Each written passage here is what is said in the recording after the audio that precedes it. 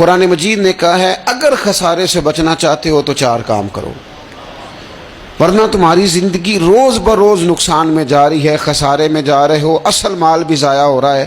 یہ 4 باتیں اگر تم اپنے اندر پیدا کرنے میں کامیاب ہو گئے تو تم خسارے سے بچ گئے۔ کون کون سی؟ الا الذین آمنوا، ایمان لاؤ، پختہ ایمان، یقین کامل کی دولت، یؤمنون بالغیب، غیب پر ایمان، طاقتور قسم کا ایمان، ایسا ایمان کہ جو انسان کو اتنا پختہ کر دے کہ اس کے لیے نیکی کے راستے پہ چلنا آسان ہو جائے اور بدی سے خود بخود اس کی طبیعت چاٹ ہونے لگے۔ پختہ ایمان ہو، مضبوط، وعاملوا الصالحات، اور پختہ ایمان کے بعد پھر اعمال صالحہ سے اپنے آپ کو آراستہ کرو، تمہاری زبان سچ بولے، تمہاری آنکھیں شرم و حیا والی ہوں، تمہارا وجود جب بھی قبول کرے رزق حلال ہی کو قبول کرے، سوچیں ستھری ہوں، نظریات پاکیزہ ہوں، طبیعت خیر خائی والی ہو، کسی کے لیے اچھے جذبات رکھتے ہو،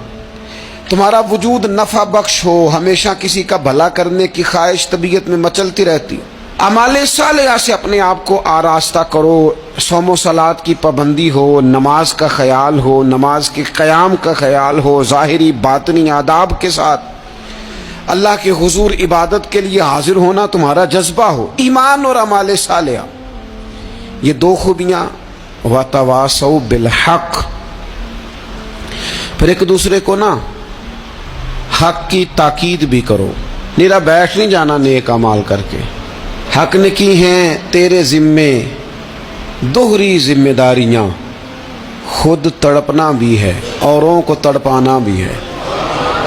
نیرا تو نے خود ہی نہیں تڑپنا، تیری ذمہ داری یہ ہے کہ کسی اور کو بھی تو تڑپائے۔ وَتَوَاصَوْا بِالْحَقِّ، تاکید حق کرنی۔ ہمارے اندر نا ایک بہت بڑا مسئلہ ہے، 2 حکم ہے شریعت کے، ایک ہے امر بالمعروف، ایک ہے نہی عن المنکر، نیکی کا حکم دینا اور برائی سے منع کرنا۔ میں نے دیکھا ہے کہ بڑی کمزوری پائی جاتی ہے، نیکی کی بات لوگ پھر بھی کر لیتے ہیں لیکن نہی عن المنکر، کسی بندے کو برائی سے روکنا، منع کرنا، طبیعت ہوتی ہے گڈ بک میں رہنے کی، مزاج ہوتا ہے سب کی آنکھوں کا تارا بننے کا، اپنے گھر کے اندر بھی اتنی جرت کا مظاہرہ نہیں کرتے کہ غلط کو غلط کہہ سکیں، حق بات کی تائید کر سکیں، طاقت ہی نہیں ہوتی۔ ایسی عجیب سیاست سکھا دی گئی ہے کہ ہر شخص ایک عجیب رنگ میں اپنی زندگی بتانا چاہتا ہے۔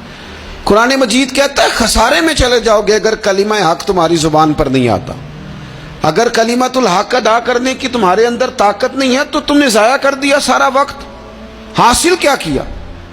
کہیں اگر اپنی برادری، اپنا قبیلہ، اپنا خاندان کسی موقع پر غلط ہے اور سامنے کوئی قبیلہ ٹھیک ہے تو آپ تائید کریں، سامنے والوں آپ کے اندر یہ اخلاقی جرت ہونی چاہیے کہ غلط کو غلط کہہ سکیں اور صحیح کو صحیح کہہ سکیں۔ نبی اکرم علیہ السلام نے فرمایا تم میں سے جو برائی دیکھے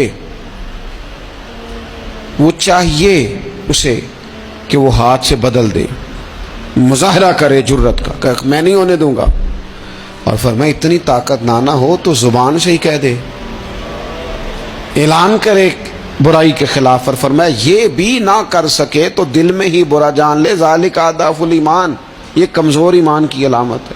تو حق بات کا مزاج، او جی میں نے اپنی قبر میں جانا ہے، او میاں آپ کے ذمہ اللہ تعالیٰ نے قانون لگایا ہے، کنتم خیر امۃ اخرجت للناس تأمرون بالمعروف وتنہون عن المنکر، تم نے لوگوں کو بھلائی کا حکم دینا ہے اور برائی سے منع کرنا ہے۔ غلط کام ہو رہا ہو تو آپ غلط کو غلط ہی نہیں کہیں گے، آپ کی طبیعت اس طرح کی ہو جائے کہ آپ بات چپ سادھ لیں، آپ کی زبان پر کسی مظلوم کے حق میں کوئی کلمہ ہی نہ آئے۔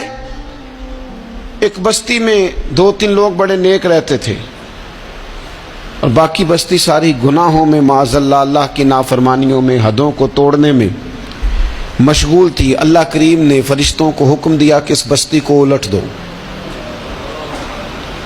فرشتوں نے عرض کی مالک وہاں تیرے 2-3 نیک بندے بھی تو رہتے ہیں، تو رب کریم نے فرمایا سب سے پہلے انہیں تباہ کرنا۔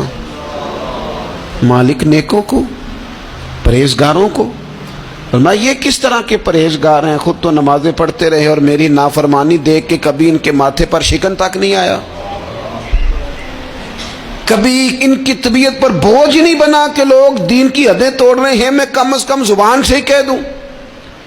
میں کبھی سوچا ہی نہیں کہ شریعت اسلامیہ کو سر عام پامال کیا جا رہا ہے اور کوئی کلمہ ان کی زبان سے ادا نہیں ہوا۔ پہلے ان لوگوں کو تباہ کرنا خود تڑپنا بھی ہے، اوروں کو تڑپانا بھی ہے، اپنی زندگی میں حق کہنے کا مزاج پیدا کریں، کسی کو روکیں کہ میاں یہاں تو غلط ہے۔ ہم سے لوگ مشورہ لینے آتے ہیں، ہم ہاں میں ہاں ملا کے گزر جاتے ہیں۔